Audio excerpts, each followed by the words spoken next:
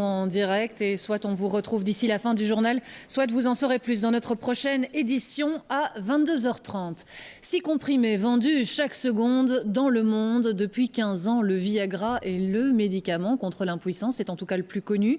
Mais bientôt la firme américaine Pfizer va perdre son monopole. Son brevet d'exclusivité expire demain dans plusieurs pays d'Europe, dont la Belgique.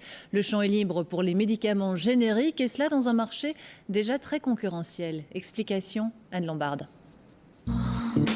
Aujourd'hui, pour obtenir cette célèbre petite pilule bleue en pharmacie, plusieurs conditions. Il faut une ordonnance, bien sûr. 127 € pour 12 comprimés. C'est pas remboursé du tout, non, pas du tout. Mais bonne nouvelle pour les patients, chez nous, le brevet d'exclusivité du Viagra arrive à échéance ce samedi 22 juin. Conséquence, les médicaments génériques vont débarquer chez nous pour un prix beaucoup plus abordable. C'est une bonne nouvelle tout d'abord pour le patient parce que donc, le prix du Viagra va diminuer fortement, 40-50%, voire plus, on ne sait pas encore pour l'instant.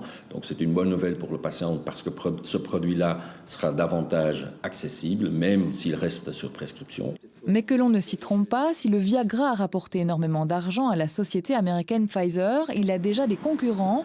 Aujourd'hui en Belgique, pour soigner les troubles de l'érection, à côté du Viagra, on trouve deux autres molécules, toujours sous brevet d'exclusivité, elles, et contenues dans le Levitra et le Cialis.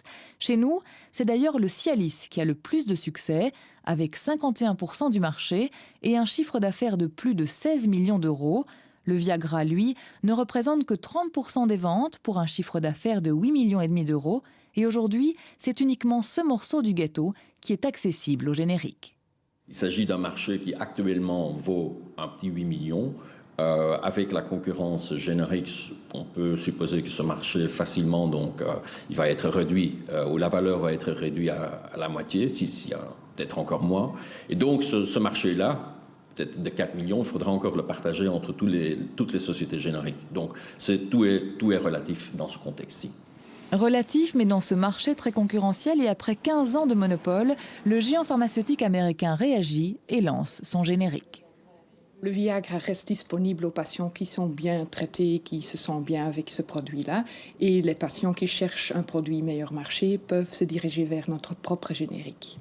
Combien coûte le Viagra? Combien coûte le générique Pfizer aujourd'hui? Mais dépendamment du conditionnement et de dosage, il y aura une différence jusqu'à 40%. Une aubaine donc pour tous les patients, puisque dès ce week-end, la pilule vedette de Pfizer sera copiée à prix cassé.